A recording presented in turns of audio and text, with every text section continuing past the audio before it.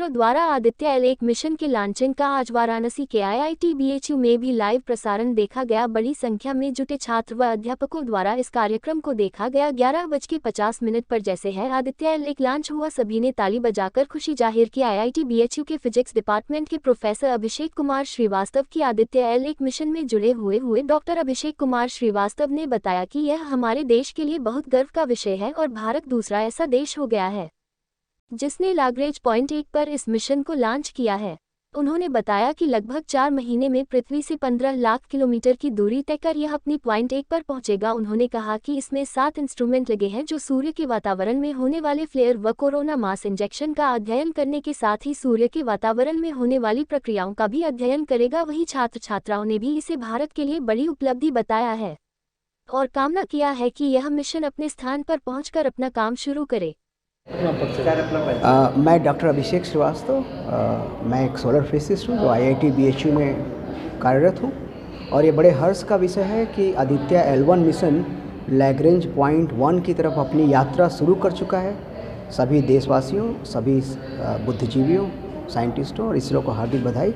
और यह Lagrange point 1 पे लगभग 4 महीने में पहुँचेगा, जो अर्थ से 15 लाख किलोमीटर की दूरी पर है और वहाँ पर इसमें 7 इंस्ट्रूमेंट्स लगे हैं जो सन पे होने वाले विविध प्रक्रियाओं की, प्लाज्मा प्रक्रियाओं की, सोलर फ्लेयर्स की, कोरोनल मास इजेक्शंस की और स्पेस वेदर प्रभावों की अध्ययन करेंगे, स्टडी करेंगे। कितने दिनों में ये पहुँच जाएगा? और हमने ऑलरेडी बताया कि यह लगभग 4 महीने लगेंगे वहाँ पहुँचने में।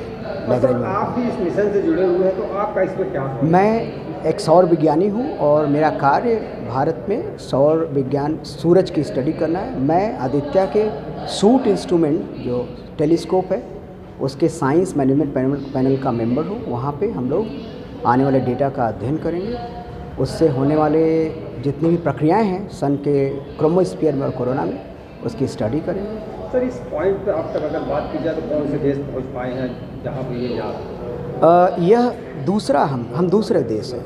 इसके पहले यूरोपियन स्पेस एजेंसी ने सोहो मिशन को 1995 में लॉन्च किया था, जो सूर्य के ऑब्जर्वेशंस के लिए लैग्रेंज 1 पॉइंट पे पहुंचा था। तो हम अध्ययन करेगा ये, वहाँ पर क्या कुछ डाटा उपलब्ध कराएगा? यह solar flare, coronal mass ejections की स्टडी करेगा, कोरोनल हीटिंग की स्टडी करेगा, स्पेस वेदर के प्रभावों की स्टडी करेगा और सोलर विंड और उसके जो आयंस हैं, जो प्लाज्मा है, उसके भौतिक प्रक्रियाओं और उसकी प्रॉपर्टीज़ का अध्ययन करेगा।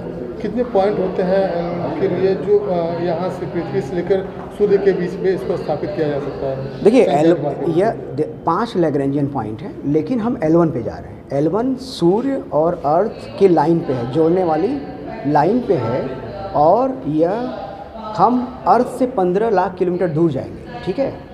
और वहाँ पे जाके एक हेलो ऑर्बिट है जहाँ पे आदित्य L1 जाएगा, वहाँ पहुँचेगा और वहाँ से कंटिन्यूस मतलब लगातार सूरज का ऑब्जर्वेशन करेगा। यह बहुत बड़ी उपलब्धि देश के लिए है और यह अद्वितीय मिशन है, बहुत ही यूनिक है, इसके इंस्ट्रूमेंट्स यूनिक हैं और डेफिनेटली नए खोज और नए भौतिक प्रक्रियाओं का प्रतिपादन होगा। जी धन्यवाद। जी, मेरा नाम अपूर्वा कशिश है। मैं मेटलर्जिकल इंजीनियरिंग डिपार्टमेंट से हूँ, सेकेंड ईयर में। और आज आदित्य L1 के लॉन्च पे मैं यहाँ पे आई थी and it was a successful launch. आप लोग इसके साक्षी बने, तो कितना गर्व होता है जब इस तरह के मिशन भारत से शुरुआत हो रही है और पहली बार हो रहा है? जी, as said, it's the first solar space mission of India and obviously like और भी स्पेस ऑर्गेनाइजेशंस हैं जो सूरज पे जा रही है, मतलब सूरज के पास जा रही हैं, बट लाइक हमारा टोटली इंडिजीनियस है, it's totally made in India and I am proud of that fact that हमने सक्सेसफुली ये मिशन लॉन्च कर दिया है and I am really hoping कि ये एक सक्सेसफुल मिशन होगा। प्रिया डरिया from electrical department, second year. 4 महीने की यात्रा करिए, अपनी जगह पर पहुँचेगा, उसके बाद अपना काम शुरू करेगा। कितनी उम्मीदें हैं इसको लेकर? जैसे चंद्रयान 2 के फेलियर के बाद जो चंद्रयान 3 का जो सक्सेसफुल लॉन्च हुआ है, उसके बाद हमें इसरो पे प्राउड है कि वो कंटिन्यूसली अपना इवोल्यूशन करते जा रहा है और स्पेस की तरफ फर्स्ट सोलर मिशन है। और लैग्रांज 1 पे यूरोप के बाद वो हमारी सेकेंड कंट्री होगी all over the world. So we feel proud to the ISRO. My name is Shlok Saxena. I'm CSE department second year. So कल तक जो स्पेस से जुड़े वैज्ञानिक होते थे वो जो या तो नासा से जुड़कर काम करना चाहते थे, लेकिन आज जिस तरह से इसरो स्पेस के लिए काम कर रहा है, तो अब क्या नहीं लगता कि भारत के जो इस तरह के वैज्ञानिक हैं वो अपने देश से जुड़ेंगे, इसरो से जुड़ेंगे? हाँ बिल्कुल, क्योंकि नासा का प्रभाव रहता है बिल्कुल, लेकिन इसरो एक ग्रोइंग ऑर्गेनाइजेशन है, बहुत अच्छी ऑर्गेनाइजेशन है जो बहुत अच्छे मतलब एक बहुत ज़्यादा पोटेंशियल रखती है इंडिया एज अ कंट्री और इसरो एज एन ऑर्गेनाइजेशन।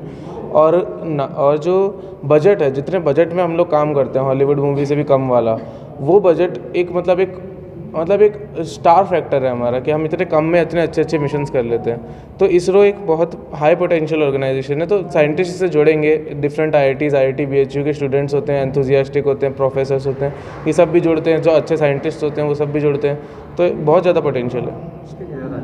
अपना परिचय दे दें। My self Abhishek Kumar, electronics engineering second year. Physics department के डॉक्टर अभिषेक भी इस मिशन से किसी न किसी रूप में जुड़े हुए हैं, तो कितना गर्व होता है कि आपने IIT BHU के भी लोग आदित्य एल 1 मिशन में जुड़े हुए हैं? जैसे आपने देखा हमारे प्रॉफ भी इस मिशन से जुड़े हुए हैं, तो हमें बहुत गर्व होता है, क्योंकि मतलब कॉलेज से एक तरह से जुड़ा होना और मिशन जैसे बहुत सक्सेसफुल लॉन्च हुआ उस पर भी गर्व है। और इंडिया और इसरो कंटिन्यूसली डेवलप करता जा रहा है और मिशन भी बहुत है। और डॉक्टर अभिषेक ने आप लोगों को लॉन्चिंग के पहले कुछ बातें बताई, तो क्या कुछ जानकारियाँ दी उन्होंने? सर ने जैसे हमें बताया कि मिशन में क्या क्या इंक्लूडेड है, किस तरह के पेलोड्स हैं, और मिशन में मतलब बेसिक ऑब्जेक्टिव्स क्या है मिशन के। वो मतलब बेसिकली एक रिसर्च टाइप का मिशन है जो सन की रिसर्च करेगा, सर्च के कोरोना के बारे में। जो L1 पॉइंट है, लैग्रांजियन पॉइंट है, उस जगह पे जाएगा, वहाँ पे सारी जानकारी आपको। हाँ। Thank you. सब्सक्राइब कीजिए हमारे चैनल को और बेल आइकॉन को दबाइए हमारी लेटेस्ट वीडियो सबसे पहले देखने के लिए।